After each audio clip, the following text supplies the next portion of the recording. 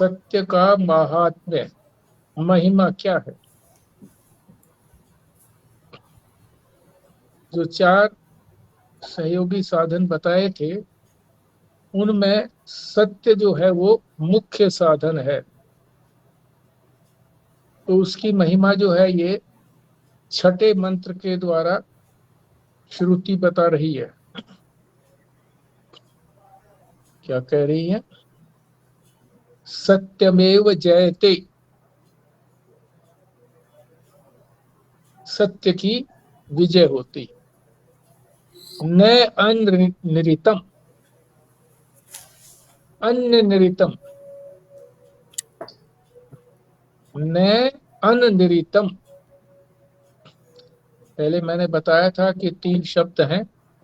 एक है सत्य, एक है नृत्य और एक है अनृत। तो कोई तीनों में से बताएगा आप लोगों में से कोई कि इनका क्या क्या अर्थ है?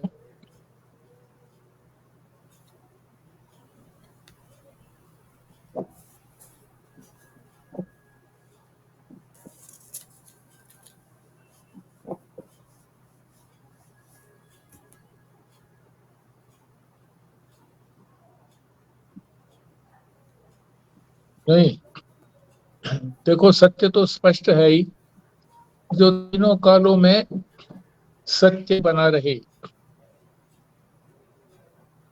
तीनों कालों में कौन सत्य बना रहता है? परमात्मा कहो, आत्मा कहो, ज्ञान कहो, है? ये समानवाचक शब्द है, समानार्थक शब्द है तीनों। तो ज्ञान भी तीनों कालों में बना रहता है। प्रलय काल में भी ज्ञान लुप्त नहीं होता है, ज्ञान बना रहता है। तो सत्य तो स्पष्ट हो गया। दूसरा है नृत्य। नृत्य कहते हैं जो जो सांसारिक, जो संसार को चलाने के लिए परमात्मा ने नियम बनाए हैं, उनको भी नृत्य कहते हैं। वो सापेक्षिक सत्य है, रिलेटिव ट्रुथ है, क्योंकि वो परमात्मा ने बनाए हैं इस सारे संसार को चलाने के लिए, इसलिए वो झूठे तो हो नहीं सकते। जैसे ये कोई नियम कि कोई चीज ऊपर से गिरती है तो पृथ्वी उसको आकर्षित करती है, इसीलिए वो चीज नीचे गिरती है, ऊपर नहीं जाती। ऊपर भी पत्थर फेंकोगे तो आएगा, वो नीचे ही आएगा। थोड़ा ऊपर जाएगा, जितनी ताकत लगाई है उतना ऊपर जाएगा और फिर नीचे आएगा। फल भी सारे नीचे ही गिरते हैं पेड़ से। तो जिस भी वैज्ञानिक ने इस चीज की खोज की थी उसने ये बनाया नहीं था, बनाया तो परमात्मा ने है। और बहुत नियम बनाए हैं संसार को चलाने के लिए, और उन नियमों का खूब ढंग से पालन होता है। उस नियमों को कोई उससे विरुद्ध नहीं चलता। दिन और रात होते हैं, मौसम बदलते हैं,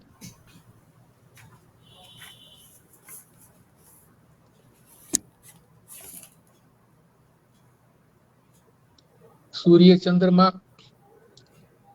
निकलते हैं निश्चित समय में और निश्चित समय में छुपते हैं। जितने भी देवता हैं उनको जो कार्य निश्चित किया हुआ है उसी का वो पालन करते हैं। मृत्यु के देवता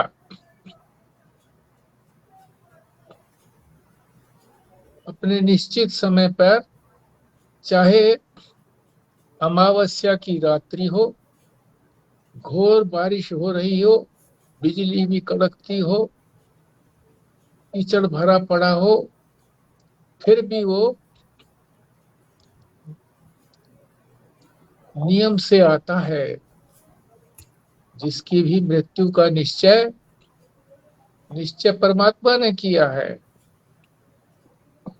देवता तो पालन करते हैं उसका।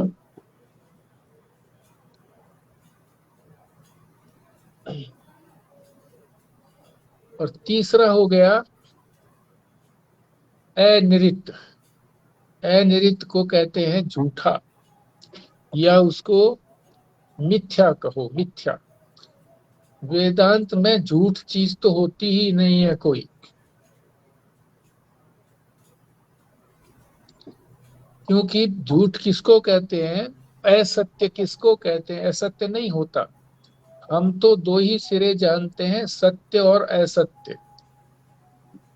परंतु वेदांत में असत्य तो कोई वस्तु है ही नहीं, क्योंकि उसकी तो एग्जिस्टेंस ही नहीं है असत्य की। तो जिसकी एग्जिस्टेंस है, किसके ऊपर एग्जिस्टेंस है, सत्य के ऊपर, चित्त के ऊपर, आनंद के ऊपर उसकी स्थिति है, परमात्मा के ऊपर स्थिति है। इसलिए वो दिखता है। तो इसलिए वेदांत में मिथ्या बोलते हैं उसको। तीसरी चीज मिथ्या है, और कोई मिथ्या का शब्द प्रयोग नहीं करता वेदांत के सिवाय, और इससे बड़ी समस्याएं हल होती है। ये तीन हो गए ना। सत्य अच्छी तरह याद रखना फिर इन तीनों को। आप लोग बताएंगे तो आपको भी उत्साह होगा, मुझे भी उत्साह होगा। कुछ याद करते हैं। सत्य, नृत और अनृत। हाँ, एक बार अनृत और बता दो, मिस हो गया। अनृत, अनृत जो है ये मिथ्या शब्द से कहा जाता है। असत्य तो कोई होता नहीं है वेदांत के अंदर। असत्य तो जो कभी किसी ने देखा भी नहीं आज तक, और ना आगे देखेगा। जैसे खरगोश के सींग किसी ने नहीं देखे। आकाश कुसुम, आकाश में फूल किसी ने नहीं देखा। उसकी जड़ पृथ्वी पर होती है और आकाश तक नहीं पहुंचते हैं वो। इसी तरह से बंध्या पुत्र, जो है ही बंध्या, जिसका कोई पुत्र हो ही नहीं सकता, संतान ही नहीं हो सकती। मान लीजिए गर्भाशय ही निकाल दिया गया है, या उसको कोई ऐसी बीमारी है जन्मजात ही कि गर्भाशय इतना छोटा है या विकृत है, तो वो हो ही नहीं सकता उसको बालक। तो बंध्या का पुत्र नहीं होता। तो असत्य चीज तो दिखने में नहीं आती, मगर जो दिखने में आती है मगर वो स्थिर नहीं रहती, बदलती रहती है, उसको कहते हैं अनृत। क्या और उसका, संसार को भी अनृत कह सकते हैं? हाँ, संसार भी अनृत है। तो उसको मिथ्या बोल देते हैं। जो अनृत कहो या मिथ्या कहो, हाँ, जो सिर्फ प्रतीत होता है। बस। तो यहाँ क्या अर्थ आया पहली पंक्ति का, सत्य की ही विजय होती है, सत्यमेव जयते न अनृतम। मिथ्या नहीं, मिथ्या की विजय नहीं होती। यानी संसार की विजय नहीं होती। जो सत्य वस्तु है, परमात्मा है, ज्ञान है, आत्मा है, वही प्रबल है सबसे। अगली पंक्ति में सत्येन पंथा विततः देवयानः। सत्येन, सत्य से, पंथा माने मार्ग, विततः, विततः यानी खुला हुआ है, देवयान, देवयान यानी जिस रास्ते से देवताओं का विमान जाता है वो रास्ता जो है वो खुला हुआ है। इसके लिए, सत्य के लिए, जो सत्य का पालन करते हैं। कौन करते हैं उसका सत्य का पालन? तीसरी पंक्ति में बताया है, ये जो आप्त कामा है, आप्त कामा, जो आप्त काम है, यानी अपनी आत्मा में ही तृप्त है, उसको कहते हैं आप्त काम। तो ऋषि भी आत्म काम होते हैं, जो जो ऋषि आप्त काम होते हैं, यानी अपनी आत्मा में ही रमण करते हैं, संसार के पदार्थों में रमण नहीं करते हैं।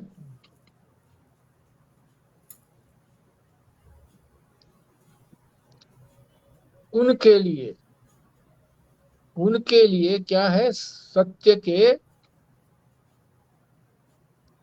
परम धामम, परम धानम, परम आश्रम है उनके लिए।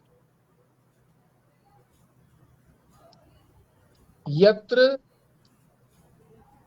तत्सत्यस्य, जो भी सत्य है, यत्र माने जो भी, तत् माने भी, सत्यस्य जो भी सत्य है,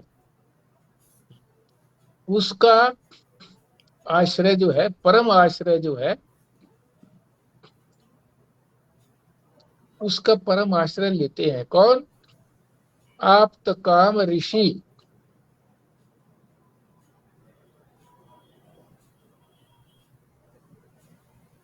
ये शब्दार्थ हो गया। और विस्तार से महाराज जी, अखंडानंद जी आगे क्या बोलते हैं उस में समझते हैं। सत्यमेव जयते, सत्य की ही विजय होती है, झूठ की नहीं। झूठ बोल दिया यहाँ समझाने के लिए, है तो मिथ्या ही। तब क्या सत्य और झूठ परस्पर टकराते हैं? ये प्रश्न आया। तो कहते हैं नहीं। क्यों नहीं टकराए? कि सत्य और मिथ्या, मिथ्या बोल दिया, ठीक है, कभी टकराते नहीं हैं।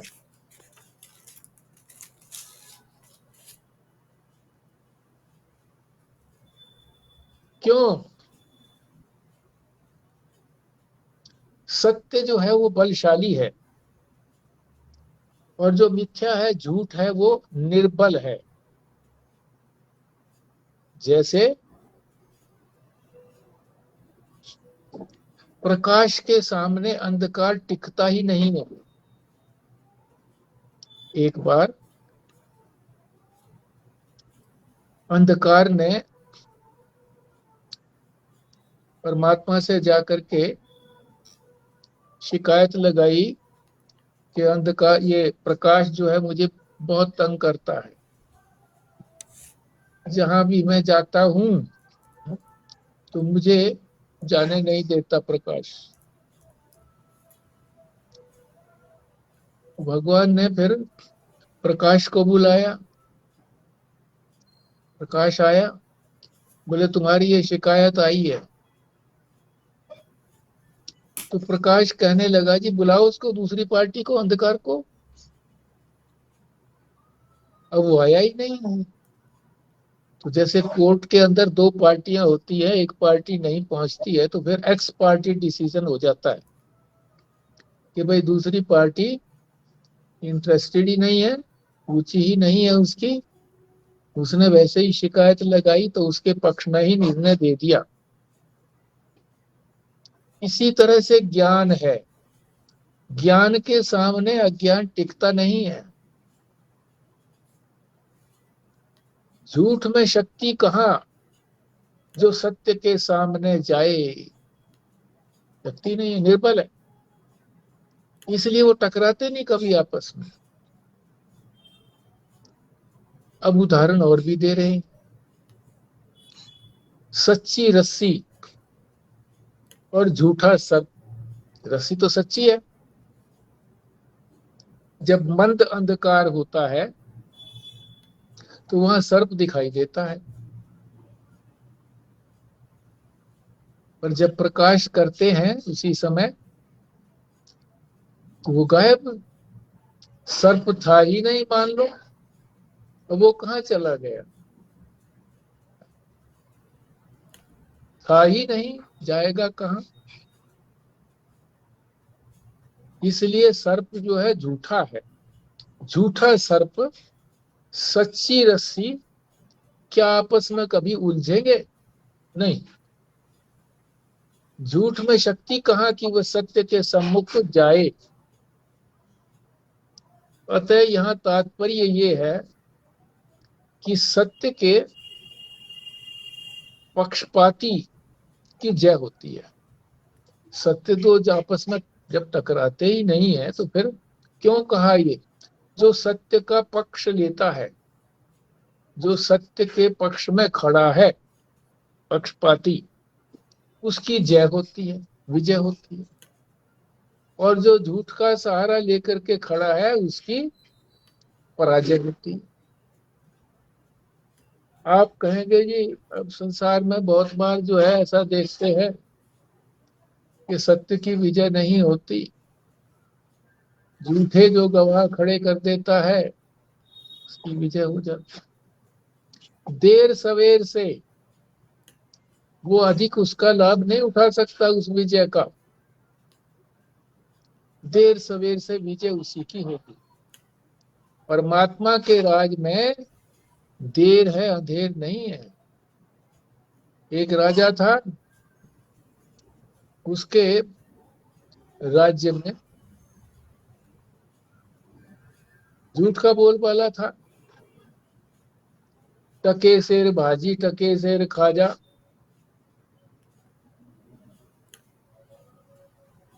तो इस तरह से था वहां पर, मगर मिलता नहीं था।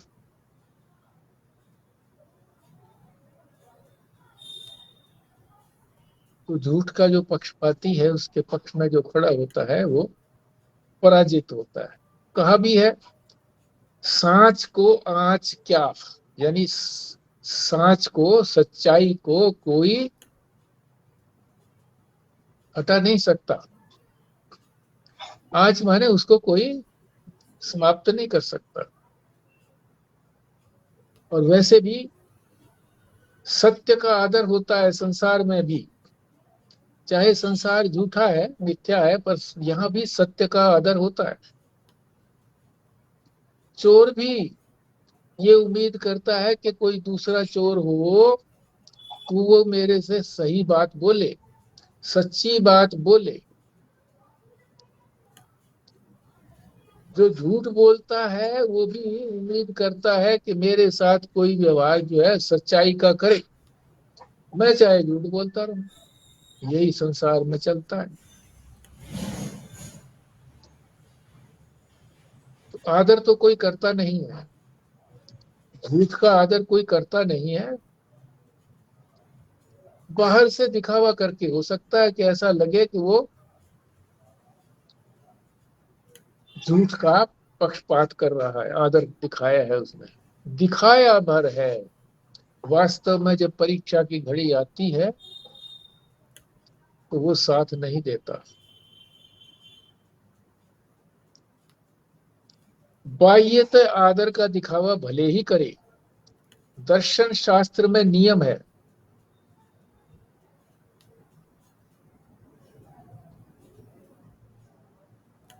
दर्शन शास्त्र एक नहीं है, कई है। वेदांत भी एक दर्शन शास्त्र है, और भी हैं। हमारे यहाँ कई दर्शन हैं।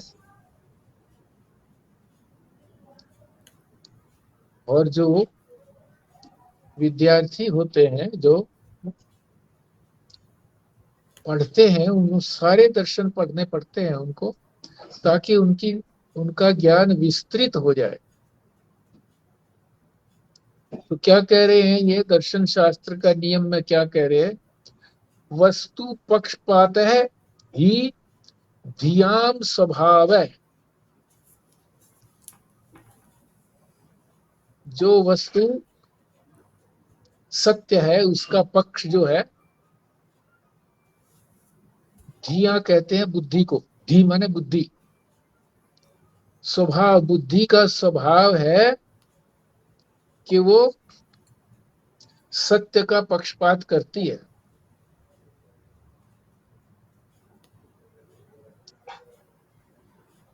तो मैंने एक बार महाराज महेशानंद जी से प्रश्न किया, उन्होंने यही शब्दावली बोली थी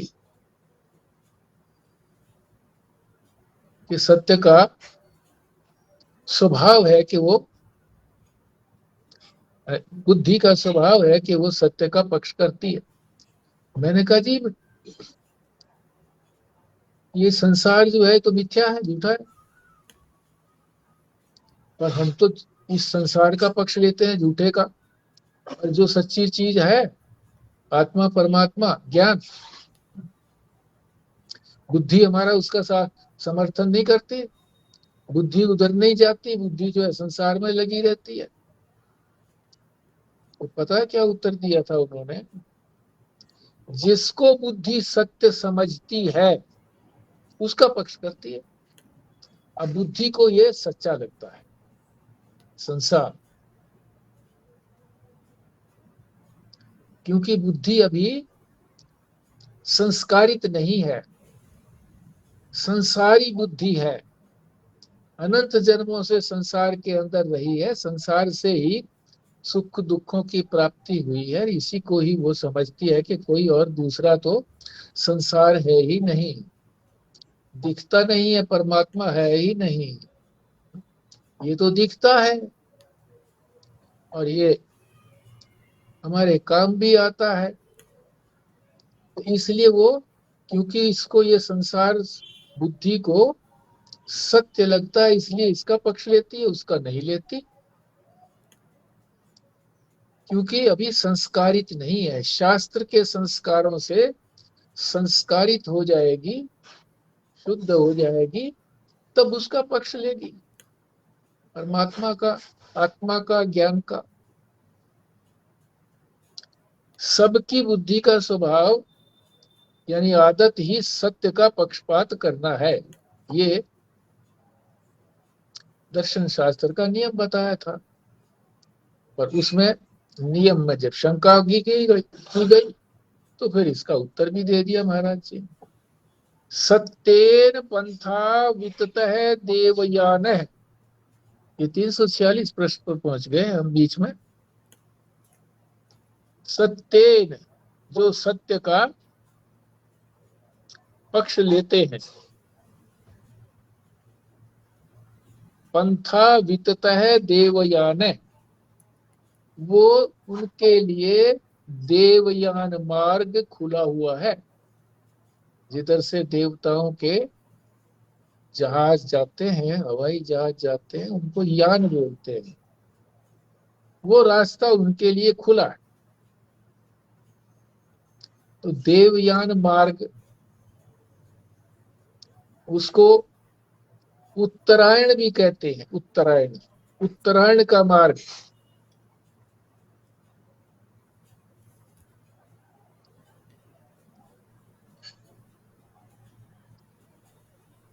तीन शब्द हैं, उसको याद रखे आप। क्या है? एक तो दिन, दिन और रात दो होते हैं ना। एक पक्ष में तो आप दिन को रख दीजिए, दूसरे पक्ष में रात्रि को। दूसरा शब्द है शुक्ल पक्ष। 15 दिन का होता है ना शुक्ल पक्ष, और रात वो कृष्ण पक्ष, वो भी 15 दिन का होता है जब अंधेरा रहता है। शुक्ल पक्ष में जो है वो चांदनी बोलते हैं, चांदनी, और उसको अंधेर बोलते हैं।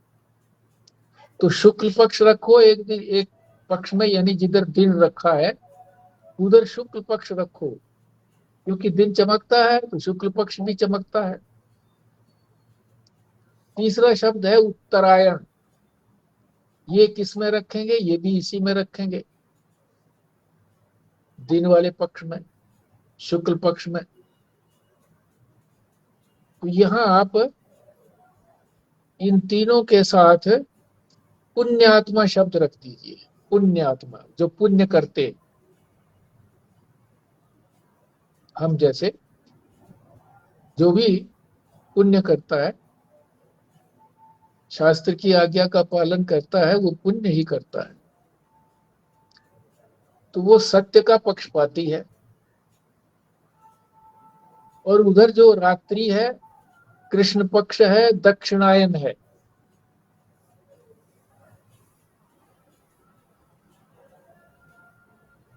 वो है पापात्मा, पापी। और वो मिथ्या का पक्ष लेता है। ये दो पक्ष हो गए ना, एक पुण्यात्मा का, एक पापी का। पुण्यात्मा तो सत्य का पक्ष लेता है। पाप जो है, पापी जो है, हम्म, वो मिथ्या का पक्ष लेता है, झूठ का। तो यहाँ ये कह रहे हैं कि वो पुण्य आत्मा जो है, अगर दिन में मरता है तो उसके लिए मार्ग कौन सा होगा? देवयान मार्ग, देवताओं में जाएगा वो, देवताओं के उसमें, देवलोक में जाएगा, उसका देवयान उसमें जाएगा।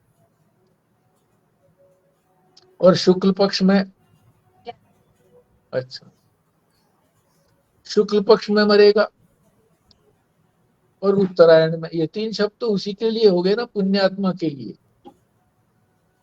तो कह रहे हैं कि प्रश्न यह होता है कि कोई हो तो पुण्यात्मा और रात्रि में मरे, कृष्ण पक्ष में मरे, रात्रि में भी और कृष्ण पक्ष में भी, और दक्षिणायन में मरे, तीनों। तो उसकी क्या सदगति नहीं होगी क्या? उसकी सदगति नहीं होगी क्या? है तो वो सत्य का आश्रय लेने वाला। कौन? पुण्यात्मा। और वो दिन की बजाय रात्रि में मरता है, शुक्ल पक्ष की बजाय कृष्ण पक्ष में मरता है, उत्तरायण की बजाय दक्षिणायन में मरता है। तो क्या उसकी गति नहीं होगी? सदगति, सदगति और दुर्गति। सदगति वाले तो स्वर्ग में जाते हैं, देवता लोक में जाते हैं, और दुर्गति वाले जो है वो नरक में जाते हैं। तो इसके लिए क्या निर्णय दिया है? शास्त्र जो है वो शंका भी करता है स्वयं, और फिर उसका निर्णय भी देता है, सच्ची बात भी बताता है। निर्णय ये है कि जब कोई पुण्यात्मा रात्रि में मरेगा तो रात्रि का देवता, दोनों के देवता है ना, रात का भी देवता है, दिन का भी देवता है। रात्रि का देवता उसे अपने पास रखेगा। कब तक रखेगा? जब तक दिन नहीं हो जाता। अपने पास रखेगा, और दिन के देवता, जब दिन का देवता आएगा, दिन होने पर उसको सौंप देगा। तो ये तो हो गया रात्रि में पुण्यात्मा की बात आई। पुण्यात्मा यदि कृष्ण पक्ष में मरा, चाहे दिन भी हो मगर पक्ष तो कृष्ण पक्ष है, काला पक्ष है, यानी चांदना नहीं, ये अंधेरा ही है। अंधेरा होता नहीं है, पर ये दो पक्ष बना दिए महीने, एक मास में 15-15 दिन के, इसलिए पक्ष ये। कृष्ण पक्ष में मरा तो कृष्ण पक्ष का देवता उसको अपने पास रखेगा और शुक्ल पक्ष के देवता को दे देगा। जब शुक्ल पक्ष आएगा, जितने दिन में भी आए, 15 दिन में तो निश्चित आ जाएगा। और अगर बीच में मरा है तो 1 सप्ताह के बाद भी आ जाएगा। ठीक। तो शुक्ल पक्ष के देवता को दे देगा। फिर तीसरी बात आई, दक्षिणायन में मरा तो दक्षिणायन का देवता उसे रखेगा अपने पास और उत्तरायण के देवता को दे देगा। तो तीनों के देवता हो गए ना। उत्तरायण का देवता, इसी तरह से दक्षिणायन का देवता, और इसी तरह से शुक्ल पक्ष का देवता और कृष्ण पक्ष का देवता, दिन का देवता, रात्रि का देवता। उत्तरायण के देवता को दे देगा, उसे दिन, शुक्ल पक्ष और उत्तरायण के देवता ही लेकर के जाएंगे। वो मरा वो कभी भी हो, बात स्पष्ट होगी ना, कभी भी मरा हो, पर पुण्य आत्मा जो है वो उत्तरायण में ही जाएगा, शुक्ल पक्ष में ही जाएगा, उसे दिन में ही ले जाया जाएगा। और वो कहाँ जाएगा? देवताओं के लोक में जाएगा। इसी तरह से पापी की बात ले लो, ये तो पुण्यात्मा की बात थी। दिन में मरे तो दिन का देवता उसे ले नहीं जाएगा, उसे रखेगा और रात्रि के देवता को दे देगा। उसे तो रात्रि, कृष्ण पक्ष और दक्षिणायन के देवता ही लेकर के जाएंगे, मरा चाहे वो कभी भी हो। ये तो रात्रि की बात आई, दिन में मरा होगा तो भी दिन का देवता उसे रखेगा, रात्रि का देवता आएगा जब उसको सौंप देगा। अगर वो शुक्ल पक्ष में मरा तो शुक्ल पक्ष का देवता जो है वो अपने पास रखेगा, कृष्ण पक्ष के आने पर उसको दे देगा। और इसी तरह से उत्तरायण में मरा तो अपने पास रखेगा उत्तरायण का देवता, और फिर जब दक्षिणायन आएगा तब उसको सौंप देगा। तो तात्पर्य क्या लगा? मरा चाहे वो कभी भी हो,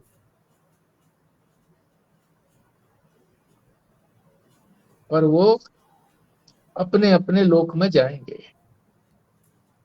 ये जो एक बार भीष्म पितामह के बारे में बड़ा मशहूर है कि वो बाणों की शैया पे इंतजार करते रहे कि जब उत्तरायण आएगा तब मैं प्राण त्यागूंगा।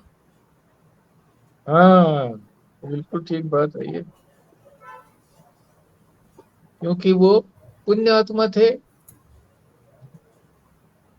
और उनके हाथ में जीवन और मृत्यु भी थी, उनका संकल्प। हाँ, जीवन और मृत्यु भी थी उनके हाथ में, जब चाहे जब मरे, हाँ, मरे उनको भी नहीं। इच्छा इच्छा मृत्यु का वरदान मिला हुआ था उनको। हाँ, इच्छा मृत्यु का इसलिए वरदान, ठीक। इसलिए वो ऐसा कर पाए, नहीं तो कोई और तो कर भी नहीं सकता ना इस तरीके से। हाँ, नहीं कर सकता, नहीं कर सकता। अपनी मृत्यु को कौन टाल सकता है?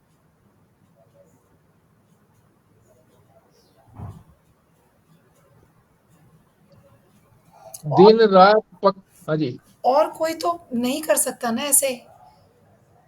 नहीं कर सकते इस संसार में तो कोई नहीं कर सकता। ना।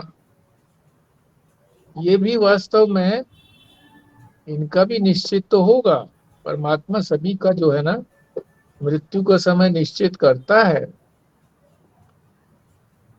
तो उसको एलोंगेट कर देता है।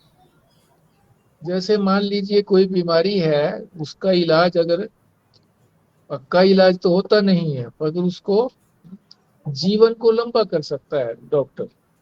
कई बीमारियां ऐसी हैं, हड्डियों की बीमारियां ऐसी हैं कि जो आएंगी तो सही, रुक तो सकती नहीं है। जब हड्डी कमजोर होने लगी तो डॉक्टर उसको स्पीड को कम कर देते हैं कि ये जल्दी ना आए। पर तात्पर्य यही है कि भोग तो उसको उतना ही भोगना पड़ेगा। जो एकदम किसी को गंभीर बीमारी आकर के गंभीर दुख हुआ, बहुत दुख हुआ, तो जितना दुख उसको हुआ, अगर बीमारी लंबी कर दी है तो वो दुख तो उतना ही होगा, और वो दुख जो है फिर लंबे समय में बढ़ जाएगा। तो परमात्मा से ऊपर तो कोई भी नहीं है। दिन रात पक्ष एवं अयन,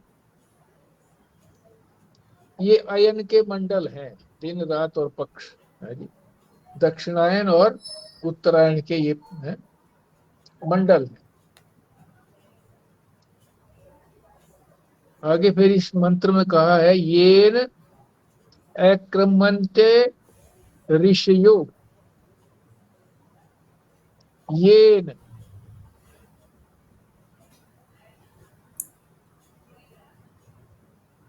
जो अक्रमन्त्य सत्य, ऋषियों, ऋषियों का अर्थ हमने अभी पीछे समझा था, आप्त काम, जो अपने में ही तृप्त है, आप्त काम अपने में ही तृप्त है, कोई कामना उसकी बची नहीं है, अपनी आत्मा में ही रमण करता है, तृप्त आप्त काम। तो आप्त काम महात्मा उसको कहा है, ऋषि को। जो ऋषि आप्त काम होते हैं, जिनके अंदर अब कोई कामना शेष नहीं बची है, सारी कामना उसकी पूरी हो गई, पूरी का तात्पर्य कामना रही ही नहीं, कामना तो कभी पूरी होती ही नहीं है, कामनाएं तो बढ़ती रहती हैं, पर उनसे छुट्टी पाई जा सकती है, निष्काम हुआ जा सकता है कि कामना रहे ही ना। तो बहुत ऋषि ऐसे हुए हैं जो आप्त काम थे। तो ऐसे आप्त काम महात्मा इसी सत्य के आधार पर, ये न सत्य, इसी सत्य के आधार पर परमात्मा को जीत लेते हैं। परमात्मा को जीतने का क्या तात्पर्य हो गया कि परमात्मा के पक्ष में चले गए। परमात्मा सत्य है, सत्य के पक्ष में चले गए, तो वहां फिर कोई भय नहीं है, मृत्यु का भय भी नहीं है।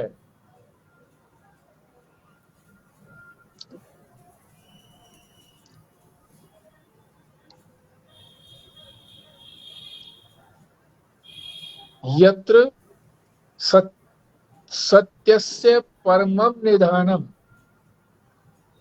यत्र माने वहां, जहां सत्यस्य, सत्य जो है, जहां सत्य है उसका निधानम, निधान का मतलब वो घर कहिए, आश्रय कहिए, जहां जाकर के उसको विश्राम मिलता है, और कहीं विश्राम नहीं मिलता। सत्य को परमम निधानम, सत्य को परम निधान, कौन परम निधान? परमात्मा, अधिष्ठान, वहीं जाकर के आश्रय मिलता है सत्य को, जहां सत्य का परम निधान है। संसार में जो भी सत्य कहा जाने वाला है, जिसको भी संसार में सत्य कहते हैं, सब उसी में पर्यवसित है, उसी में ही वो बैठा है, उसी में ही वो आश्रित है। जिसको भी सत्य बोलते हैं संसार में, वो वहीं पर जाता है। और ऋषि का तात्पर्य बताया ही था, आप्त काम।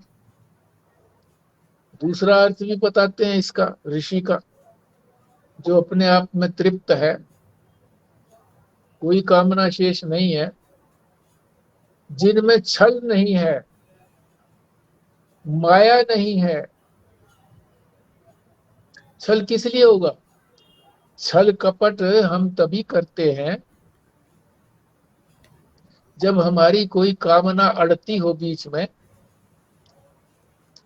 कि हम छल करें किसी से, कपट करें किसी से, तो ये हमारी कामना पूरी होगी? तो कामना है ही नहीं वो उनमें, कामना निवृत्त है। तो वो छल कपट भी नहीं करते और माया भी नहीं है उनमें। माया का मतलब ये है कि जो है नहीं पर दिखती है। तो उनको भी ये पता है कि माया छोड़ करके ही तो मैं इस माया से परे आया हूं। माया तो संसार में घुमाती है और संसार को छोड़ करके मैं परमात्मा में आया हूं, तो इसको पार करके आया हूं। ये संसार मायावी है, तो परमात्मा के उसमें जो माया से रहित है ब्रह्म, जिसको कहते हैं ना ब्रह्म, उसमें माया नहीं है। माया ईश्वर में है। इसीलिए कहा भी है कि ईश्वर कोई नहीं हो सकता, ब्रह्म तो हो सकता है। क्योंकि ईश्वर तो दो है ही नहीं। जो एक ईश्वर है तो दूसरा कोई ईश्वर कैसे हो जाएगा? नहीं हो सकता। और ब्रह्म में कोई और बचता नहीं है। अगर ब्रह्म हो गया तो ब्रह्म से अतिरिक्त कोई दूसरा और होता ही नहीं है। महात्मा लोग कुछ ऐसे भी हैं जिनमें कोई चमत्कार हो जाता है पैदा। चमत्कारी महात्मा भी होते हैं। तो वो अपनी माया से ऐसा करते हैं, चमत्कार करके दिखाते हैं। पर वेदांत में, ज्ञान मार्ग में कहा है कि उस चमत्कार में फंसना नहीं है। कोई भी कहे कि मैं तुमको ज्ञान करा दूंगा, किसी के बस की बात नहीं है किसी को ज्ञान कराना। मार्गदर्शन कर सकता है गुरु, महात्मा। करना अपने आप है। अंतःकरण जो करेगा उसी का शुद्ध होगा। वही श्रवण मनन निध्यासन करेगा। महात्मा ने तो करना नहीं है। ऐसा नहीं है कि खाए कोई और पेट किसी का भर जाए। ऐसा भी है। ऐसा चमत्कारी महात्माओं का है। वो एक थे, कौन थे? जो बहुत क्रोधी थे ऋषि, दुर्वासा ऋषि। दुर्वासा ऋषि। तो दुर्वासा ऋषि ने दुर्योधन के पास कई दिन बिताए। दुर्योधन ने खूब सेवा की। तो उन्होंने कहा कि भी कुछ मांगो। तो दुर्योधन बोला, जी कुछ नहीं है, मैं अपने भाइयों के लिए ही आपसे मांगता हूं कि आप भी उधर जाइए, उनको आशीर्वाद दीजिए, यही मेरी मांग है। अब दुर्वासा ऋषि कभी अकेले चलते नहीं थे। हजारों उनके साथ और ऋषि होते थे, महात्मा होते थे। अब दुर्योधन तो राजा था, उसके पास तो सारी सुविधाएं थी। वो तो ठीक तरह से स्वागत कर सका। पर दुर्योधन ने सोचा कि वो जंगल में कैसे सुविधा दे पाएंगे। नहीं दे पाएंगे तो ये क्रोधी है दुर्वासा ऋषि, उनको शाप दे देगा। शाप दे देगा तो मेरा काम बनेगा। चाहता ही वही था, द्वेषी था उनका। वो वहां गए, चले गए दुर्वासा ऋषि। अब वो पांडवों में जो थे वो बड़े सबसे युधिष्ठिर हैं। युधिष्ठिर ने स्वागत किया उनका और कहा कि आप भोजन भी करिए। तो दुर्वासा ने कहा ठीक है, हम अभी नदी पर जाते हैं और वहां जो है ना सभी स्नान आदि, संध्या आदि करके निवृत्त होते हैं, फिर आते हैं। अब वो युधिष्ठिर जो था वो जाकर के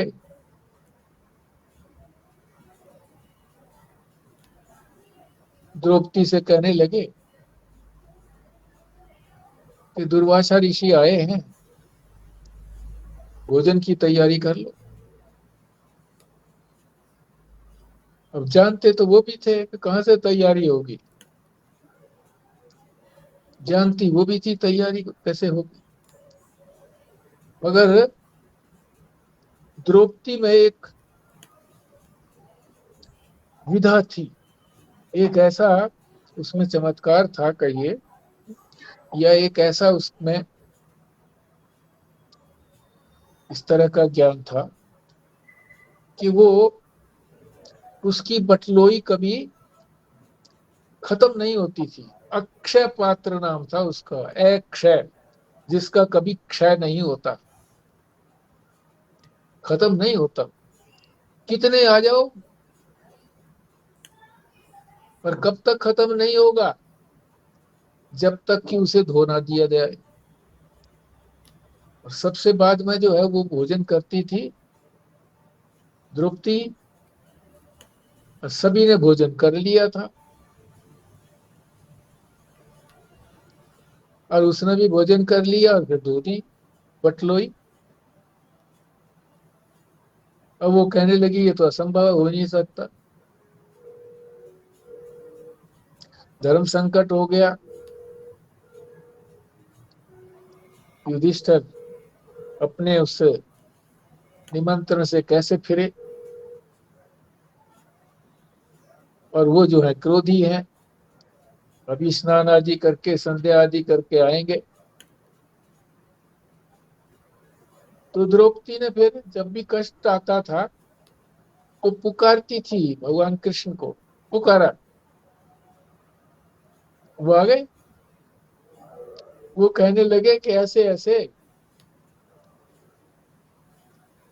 दुर्वासा ऋषि आए हैं, 1000 उनके साथ और शिष्य हैं, बटलोई खाली हो गई है, धो दी है मैंने, शाप देगा ये तो, आपकी शरण हूं।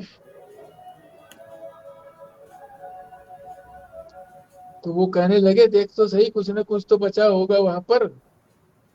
बोले नहीं, कुछ नहीं बचा। वो कहने लगे मेरे पास ला बटलोई। वो कहीं एक पत्ता चिपका पड़ा था बटलोई में, वो बोले देखो ये रहा, और खा लिया उसको उन्होंने। और फिर कहा कि ठीक है बुला लाओ। भीम को भेजा गया युधिष्ठिर ने कि जाओ उनको बुला लाओ, संध्या आदि हो गई होगी उनकी। वो गए जा करके जी भोजन तैयार है, आप चलो। अब उनको तो ढकारे पर ढकारे आ रही थी, सबको सबको ढकारे आ रही थी। बोले हम तो नहीं खा सकते, बोले वो तो व्यर्थ जाएगा, भोजन बना हुआ है।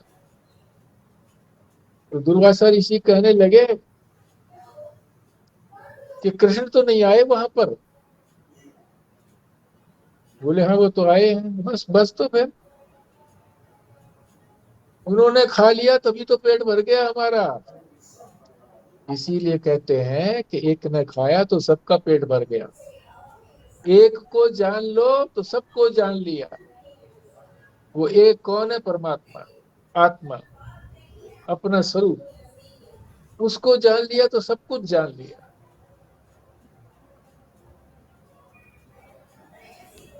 तो ये कथा है।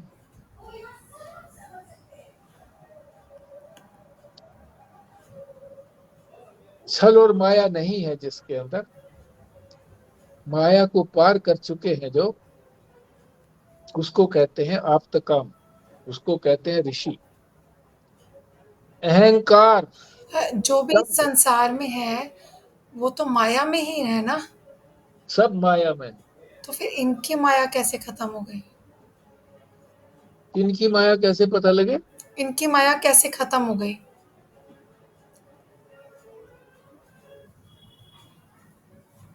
किनकी? इनके ऊपर शायद माया का प्रभाव नहीं है, पर वैसे माया में तो ये भी है, जब ये संसार में है तो। नहीं रहेंगे तो संसार में ही। हाँ, जिनमें छल ये, और माया नहीं है, ये कहा है ना? हाँ माया नहीं है बस, इनमें नहीं है ना। माया को पार कर चुके जो ज्ञानी है रहेगा संसार में, संसार मायावी है, मगर माया इनको छू नहीं सकती, माया से परे।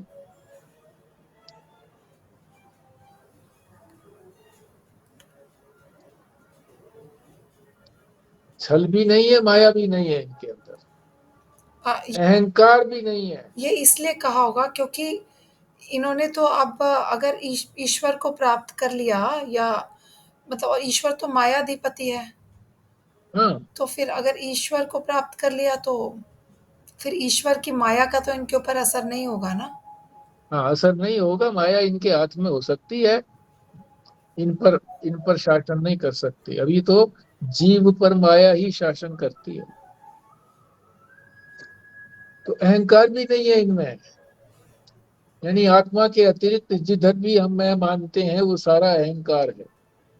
दंभ भी नहीं है, दंभ कहते हैं दिखावा, और दिखावा भी धर्म का दिखावा कि मैं बड़ा धार्मिक हूं, उसको कहते हैं दंभ। और अनिरिक्त मिथ्या भी नहीं है, सत्य है ये तो।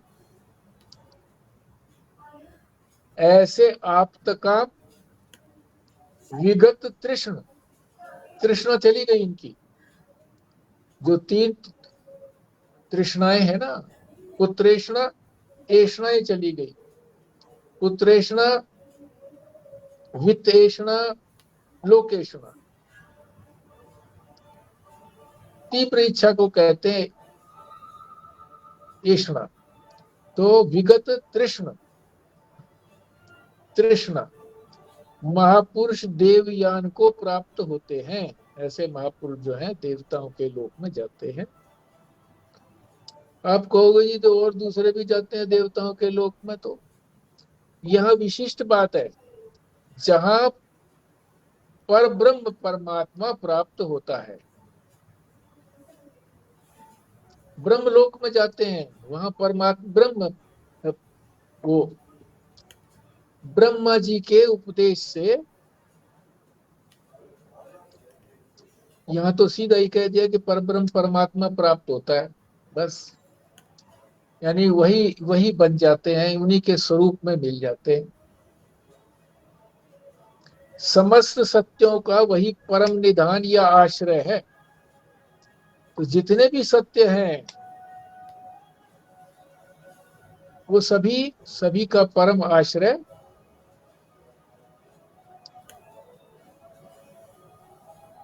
वही है। कौन? परमात्मा, क्योंकि वो अधिष्ठान तो वही है। तो जितने भी सत्य चीजें हैं वो सारी उन्हीं के आश्रय में रहती हैं। Birds of the same feather flock together, जो जैसा है वो वहीं पर तो रहेगा। जिसको ब्रह्म प्राप्ति हो गई है, ब्रह्म हो गया है वो, तो वो कहाँ रहेगा? कहाँ? ब्रह्म में ही रहेगा बस। ये हमारा यहाँ पर संपूर्ण हुआ। महात्म्य महिमा बताई है सत्य की। आज मास बदल गया, 1/8/25 अगस्त हो गया जी। हाँ जी, पुराना जी जी। पूर्ण आहुति करिए, पूर्ण आहुति करिए।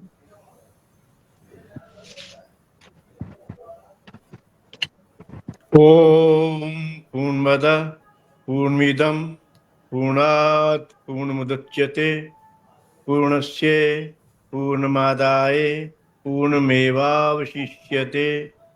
ओम शांति शांति शांति।